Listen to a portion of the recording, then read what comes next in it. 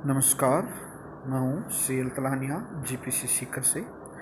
और आज हम पढ़ेंगे इलेक्ट्रिकल वर्कशॉप, जिसका कोड है EE 209।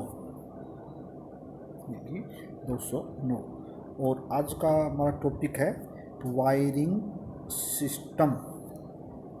वायरिंग सिस्टम पढ़ेंगे हम। एक होता है वायरिंग सिस्टम, एक होता है एक टाइप्स ऑफ वायरिंग। तो आज हम वायरिंग सिस्टम पढ़ने जा रहे हैं। तो वायरिंग सिस्टम में क्या होता है,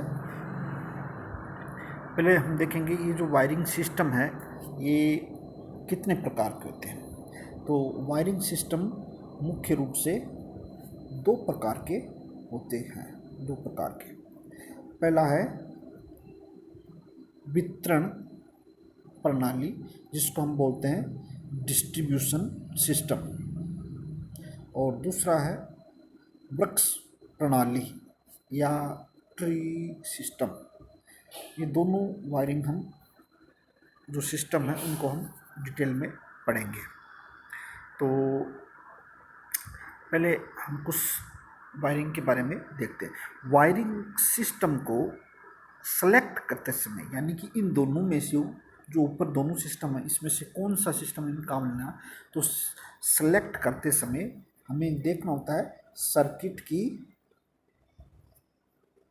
की संख्या, फेज की संख्या, वोल्टेज, वातावरण, बिल्डिंग का एरिया आदि को ध्यान में रखते हुए हम सिलेक्शन करते हैं कौन सी टाइप वायरिंग करनी। यानी कि हमें देखिए उसमें नंबर ऑफ सर्किट्स है, और phase single phase, three phase कौन सा है, वोल्टेज की वैल्यू क्या है, और उसका जो इन्वायरमेंट वहाँ का जो है वो क्या है, और बिल्डिंग का एरिया क्या। इसके बाद हम इनसे डिसाइड करते हैं कि कौन सी जो सिस्टम है वायरिंग का उसको उपयोग करना होता है।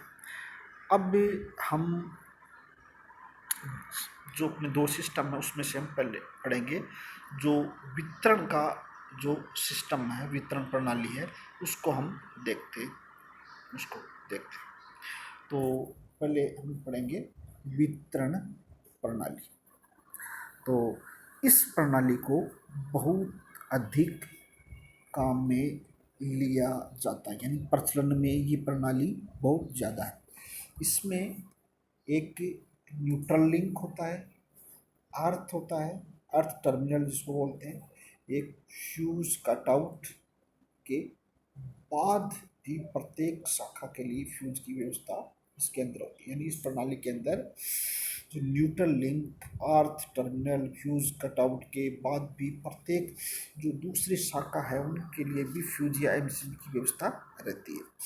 वर्तमान में आजकल फ्यूज के स्थान पर एमसीबी लगाई जाती है। तो प्रत्येक सर्किट को अलग अलग समय में परिपथ को हम ऑन या ऑफ कर सकते हैं। हम चाहें जिस कमरे की सप्लाई को चालू तथा जिस कमरे की सप्लाई को बंद रखना चाहें रख सकते हैं। और ये सारी की सारी जो फैसिलिटी है ये क्या वितरण जो प्रणाली है उसी के अंदर संभव है। यानी हम जिस कमरे को की सप्लाई को चालू करना है, दूसरे को बंद, यानी एक कमरे को हमें सप्लाई ऑन रखनी है, ऑफ रखनी, तो ये पॉसिबल है इस वितरण सिस्टम के अंदर। अब हम ये जो वितरण सर्किट है उसका जो डायग्राम है उसको हम देखेंगे। तो वितरण सर्किट का जो डायग्राम है उसको हम देखेंगे। तो इस डायग्राम के अंदर हम देखते हैं कि ये आप देखो इसके अंदर क्या है कि ये यहाँ से हम देख रहे हैं कि ये लाइन या फेज है और ये न्यूट्रल है। तो यहाँ हमने एक ICDP स्विच या 16 एम्पियर 240 वोल्ट 50 हर्ट्ज इसको हमने यहाँ पे लगाया है। तो ये यहाँ पे ये स्विच है, ये हम सप्लाई पूरी सप्लाई काटने के लिए स्विच है। ये ICDP स्विच है, ये पूरी लाइन को काटता है। इसके बाद यहाँ से हमने ये न्यूट्रल लिंक है और ये फ्यूज़ है। यहाँ से इसके बाद हम देखते हैं कि इस फ्यूज़ से ये फ्यूज आ रहा है, इसकी ये इसमें लाइन है। इस लाइन को हम 1 2 3 अलग अलग जगह के लिए हम सप्लाई ले सकते हैं। और यहाँ से इस ये जो आपका न्यूट्रल लिंक है, इस न्यूट्रल लिंक को भी हमने यहाँ पे न्यूट्रल ये लिंक बना दिया। इससे हम पॉइंट अलग अलग जगह के लिए हम ले सकते हैं। एक लाइन के लिए यहाँ दे दिया, दूसरी लाइन के लिए यहाँ, तीसरी लाइन के लिए यहाँ, ऐसे हमने दे दिए। और ये इधर से हमने ये फेज़ के एक एक लाइन हमने ऐसे दे दी। तो हर पॉइंट के लिए हमें एक न्यूट्रल और एक फेज़ चाहिए, एक लाइन और एक फेज़, लाइन और एक फेज़, लाइन और एक फेज़, इस तरीके से हमें ये चाहिए। तो ये हम देख रहे हैं कि ये न्यूट्रल लिंक है और इसके पास में ऊपर है अर्थ टर्मिनल, और ये अर्थ का टर्मिनल भी हमने बना रखा है। सॉकेट वगैरह से इसको हम जोड़ सके, अर्थ यानी कि हमारे को जो घर में काम करते वक्त झटका नहीं लगे, इसके लिए अर्थ काम में लिया जाता है। तो ये यहाँ से हम ये देख रहे हैं कि ये अलग अलग हम इसको ये जो आपका डिस्ट्रीब्यूशन बोर्ड है वहाँ से सप्लाई हम ले सकते हैं। यानी कि ये neutral phase, neutral phase, neutral, हम हर पॉइंट के लिए एक न्यूट्रल और एक फेज चाहिए। तो ये आपका ये इस तरीके का ये डिस्ट्रीब्यूशन बोर्ड है विद अर्थ के साथ में ये बना हुआ है। यानी कि ये अर्थ भी बना हुआ है और न्यूट्रल लिंक भी है और ये फेज भी है, और ये अलग अलग शाखा के लिए ये अलग अलग ये इस तरीके से जा रहा है। तो ये था डिस्ट्रीब्यूशन बोर्ड विद अर्थ। अब हम पढ़ेंगे डिस्ट्रीब्यूशन बोर्ड। तो ये आपका आ गया डिस्ट्रीब्यूशन बोर्ड। जो इसमें क्या होता है कि भारतीय जो विद्युत इंडियन इलेक्ट्रिसिटी के जो नियम है, इंडियन इलेक्ट्रिसिटी के जो नियम है उसमें क्या है कि हम देखते हैं कि एक पॉजिटिव तार पर फ्यूज कटआउट तथा न्यूट्रल तार पर न्यूट्रल लिंक लगाना अति आवश्यक है। यानी जो पॉजिटिव या फेज तार जिस पर, तो वहाँ पे तो फ्यूज कटआउट और न्यूट्रल तार पे न्यूट्रल लिंक लगाना अति आवश्यक है। और दूसरी बात क्या है, एनर्जी मीटर को सर्विस लाइन से जोड़ने के बाद फेज तार को सील कर दिया जाता है। यानी कि हमारे जो कनेक्शन होते हैं एनर्जी मीटर में, उसके बाद हम फेज तार को वहाँ उसको हमें सील कर देते हैं। और उसके बाद में इसका जो कर्म होता है वो कैसे होता है कि जैसे हमें जो एनर्जी मीटर है, ऊर्जा मीटर है, वहाँ उसके बाद में फ्यूज कटआउट लगाएंगे। यानी कि पहले लगाएंगे एनर्जी मीटर, उसके बाद में फ्यूज कटआउट और फिर मेन स्विच, और ये उसके बाद में डिस्ट्रीब्यूशन बोर्ड। यानी कि पहले ऊर्जा meter, fuse cutout, main switch और डिस्ट्रीब्यूशन।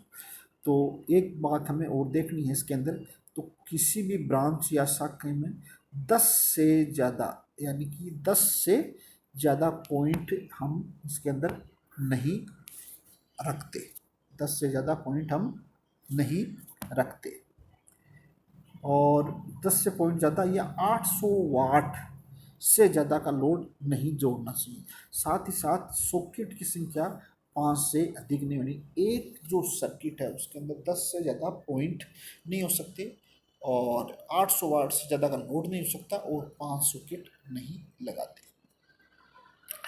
अब हम ये देख रहे हैं कि ये जो आपका इसका जो क्रम है, यानी कि इसमें कैसे लगाते हैं।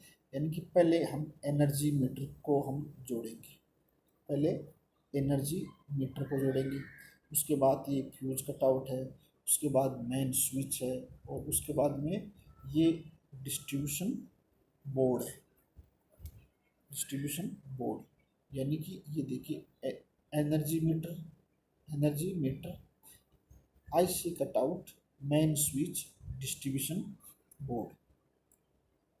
Energy meter, IC cutout, main switch, distribution board, इस क्रम के अंदर हमें ये इसको जो लगाना है। तो ये new type of service connection for power circuit की न्यू टाइप। ओल्ड टाइप में थोड़ा चेंज था, अब न्यू टाइप में इस तरीके से हो गया। अब इसके बाद में हम पढ़ेंगे एडवांटेज, यानी डिस्ट्रीब्यूशन सिस्टम है, इसके एडवांटेज क्या क्या, लाभ क्या क्या हैं। तो लाभ के अंदर सबसे पहले हम जो लाभ है वो है इस सिस्टम में फॉल्ट का पता लगाना आसान होता है। फॉल्ट का पता लगाना आसान है। क्यों आसान है? क्योंकि इसके अंदर जिस परिपथ में दोष आता है उस परिपथ का फ्यूज उड़ जाता है। जिस परिपथ में दोष आता है उसका फ्यूज उड़ जाता है। और इसके बाद में ये क्या है कि ये है सभी वायरिंग के पॉइंट्स पर एक समान वोल्टेज मिलती है। इसमें सभी पॉइंट्स पे एक जैसा वोल्टेज मिलेगा। और अगला है कि MCB या फ्यूज बोर्ड पर एक स्थान पर लगे होने के कारण इनको बदलना आसान हो जाता है। फिर अगला जो पॉइंट है वो है वायरिंग परिपथ में लोड को घटाना या बढ़ाना आसान होता है। वायरिंग परिपथ में लोड को घटाना या बढ़ाना आसान होता है। फिर इस प्रणाली के अंदर जो वायरिंग है वो देखने में बहुत ही सुंदर दिखाई देती है। इस प्रणाली में वायरिंग देखने में सुंदर दिखाई देती है। अब इसका डिसएडवांटेज क्या है? डिसएडवांटेज ये है कि ये प्रणाली महंगी होती है, क्योंकि इसके अंदर बहुत अधिक तार लगती हैं। तार ज़्यादा लगने के कारण ये महंगी होती है। अब इसके बाद हम देखेंगे वृक्ष प्रणाली या ट्री सिस्टम। तो ट्री सिस्टम क्या है? एक पेड़ की तरह इसमें अलग अलग शाखाएं जैसे पेड़ में निकलती है, उसमें से इसमें निकलता है। इसी तरह इसके अंदर क्या है कि ये जो वायरिंग है, इस वायरिंग सिस्टम में मुख्य लाइन से टेपिंग करके प्रत्येक शाखा को सप्लाई दी जाती है। यानी हम इसको टेपिंग करके वहाँ से इंसुलेशन हटा के सप्लाई देते थे। यानी मेन स्विच के बाद में फेज न्यूट्रल को मेन सप्लाई तारों में विद्युत रोधक को हटाकर जोड़कर अन्य सर्किट के लिए सप्लाई ली जाती है और टेपिंग की जाती है। इस वायरिंग सिस्टम का प्रयोग वर्तमान में नेग्लिजिबल है, यानी इसमें नगण्य है इसका प्रयोग। तो इसका उपयोग जो पानी के जहाज़ों पर किया जाता है, पानी के जहाज़ों पर, बस वर्तमान इसका उपयोग कोई खास नहीं है। अब इसका जो ये है इसका सिस्टम जो वो हम इसका देखेंगे। जो वायरिंग का ट्री सिस्टम है वो क्या है, ये देखो। ट्री सिस्टम के अंदर ये देखो, ये एक ट्री यहाँ से हम यहाँ हमने 16 एम्पियर 240 वोल्ट का ये लगा रखा है।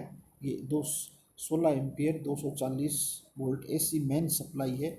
और यहाँ पे हमने ये ICDP स्विच लगा रखा है। और यहाँ से हमने ये जो एक फेज़ और एक न्यूट्रल दे दिया। हर फेज़ के अंदर हमने किट फ्यूज लगा के हम MCB भी लगा सकते हैं।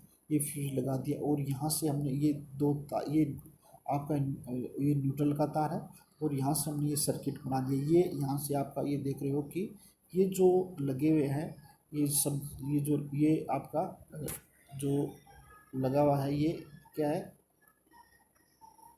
ये सब लोड लगे हुए हैं। ये लोड लगे हुए सर्किट के अंदर, यानी इसको लोड को एक फेज और एक न्यूट्रल यहाँ से हम इसको दे रहे हैं।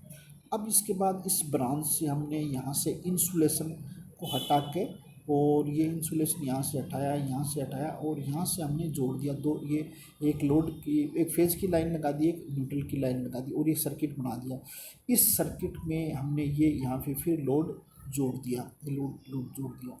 अब इसी प्रकार हम यहाँ से फिर इसमें से हम ये जो लाइन है ये निकाल दी, इस लाइन में से फिर एक इधर लाइन निकाल दी, यानी कि ये जो अलग अलग हम लाइन इसको निकाल रहे हैं, ये देखो ये लाइन निकाली, ये सर्किट 3 नंबर ये सर्किट है, ये फ्यूज़ लगा हुआ है और ये वो जो फ्यूज़ है ये लगा हुआ है फेज में और ये न्यूट्रल। फिर यहाँ से फिर हमने एक लाइन ये और निकाल दी।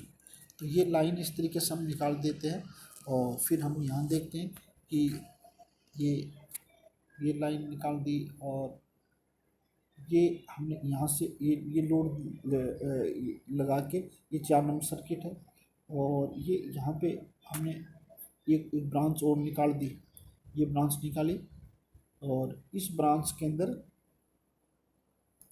ये ब्रांच यहाँ से हमने निकाल दी और फिर यहाँ जोड़ के एक ब्रांच और निकाल दी। तो हम ये अलग अलग ये इस ट्री सिस्टम है, यानी कि ये पूरा का पूरा क्या है, एक ट्री सिस्टम है। तो यहाँ से इसमें निकाल दी, इसमें से इसमें कितने भी ये इसमें से फिर आगे हम निकाल सकते हैं जितने, जैसे ट्री पेड़ के अंदर जो शाखाएं होती है उसमें से फिर टहनी निकल जाती है, फिर निकल जाती है, इस तरीके से हमने यहाँ से निकाल दिया। पर इस सिस्टम का जो ये जो वायरिंग सिस्टम है इसका जो उपयोग है वो बहुत ही नेग्लिजिबल है। आज की तारीख में ये बहुत कम ये जहाज़ के अंदर काम में आती है और उसमें बाकी नगण्य इसका काम है। अब इसके बाद में हम इसके पढ़ेंगे डिसएडवांटेज।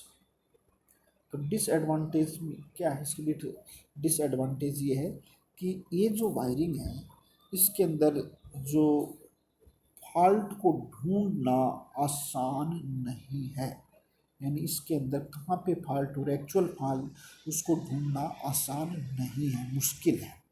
फिर दूसरा पॉइंट है सभी पॉइंट पर वोल्टेज एक समान नहीं मिलेंगे, यहाँ वोल्टेज ड्रॉप हो जाएगा तो आगे आगे जैसे जाएंगे वोल्टेज कम होता रहेगा। फिर है तीसरा पॉइंट क्या कह रहा है कि इसमें पॉइंट या जॉइंट्स की संख्या बहुत ज़्यादा हो जाने के कारण ये वायरिंग कमज़ोर रहती है, यानी बहुत ज़्यादा इसके अंदर जॉइंट वगैरह इंसुलेशन हटा देते हैं तो ये वायरिंग कमज़ोर है। और इसके बाद इसके अंदर ये है कि ये वायरिंग देखने में अच्छी नहीं लगती, सुंदर नहीं लगती, तो ये इसका डिसएडवांटेज है। और डिसएडवांटेज के बाद में इसका हम देखते हैं एडवांटेज क्या है। तो ये इसमें जो एडवांटेज है वो एडवांटेज ये क्या बता रहा है कि ये प्रणाली सबसे सस्ती, ये सिस्टम सबसे सस्ता है, तो इसके अंदर खर्चा कम होता है, ये इसका एडवांटेज है। तो इसमें एडवांटेज कम है और डिसएडवांटेज ज़्यादा है। तो ये था आपके पास था टाइप्स ऑफ वायरिंग। तो हमारे पास कितने टाइप्स ऑफ वायरिंग में ये था आपका ट्री सिस्टम, ये ट्री सिस्टम आ गया। और ट्री सिस्टम से पहले हमने ये देखा ये जो क्रम है कैसे कैसे energy meter, fuse, distribution board, main switch लगाते हैं।